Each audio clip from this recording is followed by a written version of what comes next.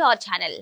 YS Viveka murder కేసులో కీలక పరిణామం చోటు చేసుకుంది. వైఎస్ సునీత ఏదైతే పిటిషన్ దాఖలు చేసిందో దానిపైన ట్రయల్ కోర్టు ఇచ్చినటువంటి ఉత్తర్వులను సవాల్ చేస్తూ వైఎస్ సునీత సుప్రీంకోర్టును అప్రోచ్ అవడం, మరి దీనిపైన విచారణ చేపట్టినటువంటి ధర్మాసనం ఈ నెల 20కి వాయిదా వేసింది. మరి వివేక మర్డర్ కేసులో ఏవైనా కీలక పరిణామాలు చోటు చేసుకునే అవకాశం ఉందా? తద్వారా అవినాష్ రెడ్డి బెయిల్ రద్దయ్యే అవకాశాలు కనిపిస్తున్నాయా? తెలుసుకునే ప్రయత్నం చేద్దాం.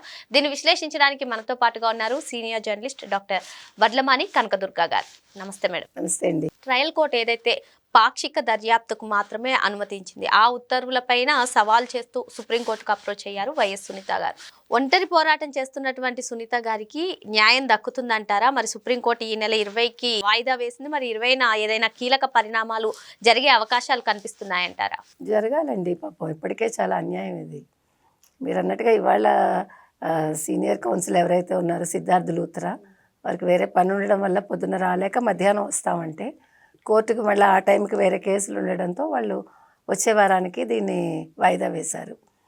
అయితే మీరు అన్నట్టుగా అసలు ఎప్పటి వివేకానందరెడ్డి మర్డరు ఎప్పుడున్నాం మనం?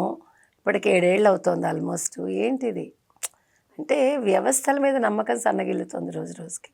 ఒక ముఖ్యమంత్రిగా ఒక అన్నగారు ఉండే 5 ఏళ్ళు అసలు ఆ కేసు పట్టించుకోకుండా, అసలు చాలా చిత్రంగా అసలు ఎక్కడైనా మనం చరిత్రలో చూస్తే ఈ రకంగా జరిగిందా? అసలు ఏ రాష్ట్రంలోనైనా ఏ దేశంలోనైనా ఇలాగ ఒక అన్నగారు ఉంటారా అంటే ఆశ్చర్యంగానే అనిపిస్తుంది. ఉండరని. అసలు ఏ కోణంలోంచి ఆలోచించినా అంత మనస్సాక్షి లేకుండా ఒక మనిషి అంత చక్కగా అలవోకగా అబద్ధాలు చెప్పేసి ఒక ముఖ్యమంత్రి పీఠాన్ని అధిరోహించి సొంత బాబాయ్ చావుని ఆయన పట్టించుకోకుండా చెల్లెల మీద ఎదురు కేసు పెట్టించి ఆ బావగారి మీద ఇలా ఎక్కడ ఉండదు.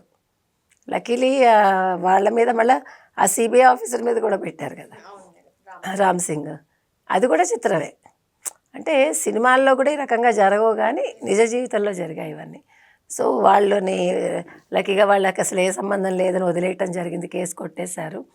లేకపోతే అసలు జగన్మోహన్ రెడ్డి ముఖ్యమంత్రి అయ్యి ఉంటే ఒక్క నిమిషం ఆలోచిస్తే అసలు పరిస్థితి ఎలా ఉండేది?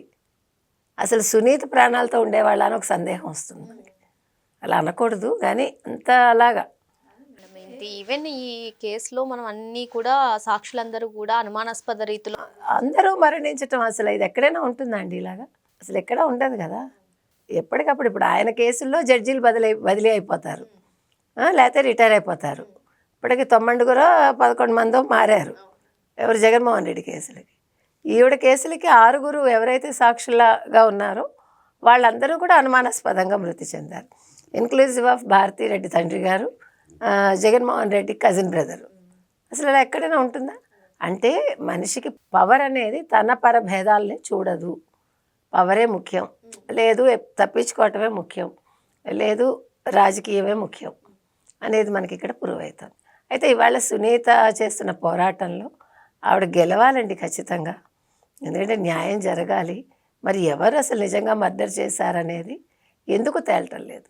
అవినాష్ రెడ్డి కూడా ఈ మధ్యన సైలెంట్ అయిపోయాడు, ఎక్కడ కనిపించట్లే. అంటే జగన్మోహన్ రెడ్డి పక్కకు పెట్టాడు, అది కూడా తెలియదు. ఒకవేళ జగన్మోహన్ రెడ్డి నిజంగా అవినాష్ రెడ్డిని పక్కకు పెడితే మరి ఎందుకు సిబిఐ అరెస్ట్ చేయట్లేదు? సిబిఐ మీద మనకు మొదటి నుంచి అనుమానాలు ఉన్నాయి. అసలు ఒక అరెస్ట్ కోసం వెళ్ళి అతను తల్లిని అడ్డు పెట్టుకుంటే వీళ్ళు వెనక్కి వచ్చేయటం ఏంటి? పోలీసులు ఎలా చేయకపోవటం ఏంటి? సిబిఐని వాళ్ళు అసలు చేతులు ముడుచుకుని వచ్చేయటం ఏంటి? ఇలా ఎక్కడైనా జరుగుతుందా?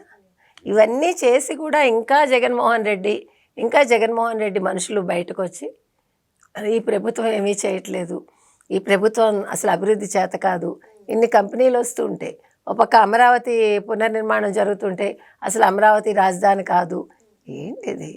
ఇక్కడ ఇంకో అంశం మేడం, ఈ కేసులో ఏటుగా ఉన్నటువంటి సునీల్ కుమార్ యాదవ్ కూడా లోతైన దర్యాప్తు జరగాల్సిందే అని చెప్పి ట్రయల్ కోర్టులో పిటిషన్ దాఖలు చేశారు.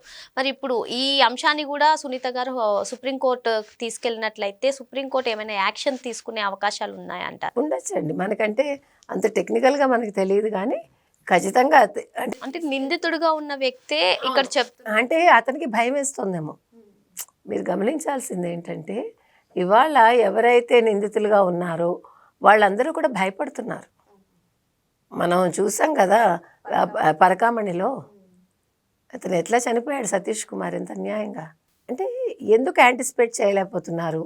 ఒక సాక్షిగా ఉండే వ్యక్తి, లేదు ఒక కేసుని ముందుకు తీసుకెళ్తున్న వ్యక్తి మరణిస్తాడేమో, ఇతనికి రేపు ఉంటుందో లేదో అని ఎందుకు కోర్టులు కానీ పోలీసులు కానీ ఆలోచించట్లేదు? అతనికి తగిన రక్షణ ఎందుకు కల్పించట్లేదు? ఇది మన సందేహం. కాబట్టి ఇప్పుడు సునీత విషయంలో కూడా, ఈవెన్ సునీతకు కూడా ప్రాణరక్షణ ఉందని నేను అనుకోవట్లే, వాళ్ళ వారికి కూడా. కాబట్టి వాళ్ళ విషయంలో కూడా వాళ్ళు జాగ్రత్తగా ఉండాలి, వాళ్ళకి సరైన రక్షణ ప్రభుత్వం కూడా కల్పించాలి. ఇప్పుడు సునీత అనే వ్యక్తి ఉండబట్టే ఇంత పోరాటం చేస్తోంది తండ్రి కోసం, లేకపోతే ఎవరు చేస్తారు? కేసు అంతే కదా. తప్పు చేసిన వాడు హ్యాపీగా మళ్ళా ఎంపీనో ఎమ్మెల్యేనో అయిపోయి కొత్త హత్యలు కావచ్చు, లేకపోతే కొత్త రాజకీయాలు నడుపుతాడు. కాబట్టి దీనికి పులి స్టాప్ పడాలంటే ఈ కేసు తొందరగా కనీసం 26 ప్రథమార్థంలోనైనా ఈ కేసుకు ఒక ముగింపు రావాలని కోరుకుంది. అంటే మీరు అన్నట్టుగా పులివెందుల ప్రజలు కూడా జెడ్పీటీసీ ఎన్నికలప్పుడు మా వివేకన్ సార్కి న్యాయం జరగాలి అని చెప్పి రాసి అందులో వేశారు కూడా. అంటే ప్రజలు కోరుకుంటున్నారండి. అంటే ప్రజలకు కూడా కోపం ఉంది, అది జగన్మోహన్ రెడ్డి గుర్తించట్లా. ఇప్పుడు జగన్మోహన్ రెడ్డికి దమ్ము ధైర్యం ఉంటే ఒక్కసారి పులివెందుల్లో తిరగమనండి, కడపలో తిరగమనండి, ప్రజలు బుద్ధి చెప్తారు.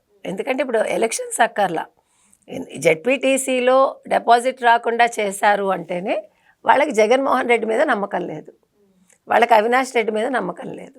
ఇక్కడ ఇంకో అంశం మేడం, అసలు ఈ వివేక మర్డర్ కేసు పైన అటు పులివెందుల ప్రజలు కానివ్వండి, కడప ప్రజలు కానివ్వండి ఏమనుకుంటున్నారు?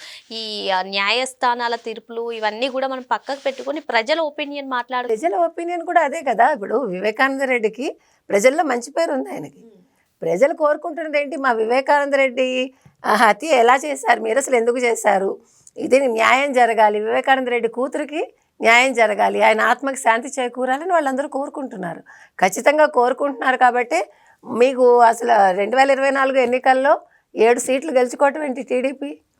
అది దానికి పరాకాష్టే కదా. ఇప్పుడు మళ్ళీ జెడ్పీటీసీ ఎన్నికల్లో డిపాజిట్ రాకపోవటం అంటే ప్రజల తీర్పు అంతా కూడా న్యాయం వైపే ఉంది. ప్రజలు కోరుకుంటున్నది వివేకానంద రెడ్డి హత్య ఎవరైతే చేశారో వాళ్ళకి శిక్ష పడాలి. జగన్మోహన్ రెడ్డి ఖచ్చితంగా ఇందులో ఇన్వాల్వ్మెంట్ ఉంది, అవినాష్ రెడ్డికి ఇన్వాల్వ్మెంట్ ఉంది అనేది వాళ్ళ ఉద్దేశం అని మనకి వాళ్ళ చేతల ద్వారా అర్థమవుతుంది. మరో అంశంతో మళ్ళీ కలుద్దాం. Thank you madam. Thank you.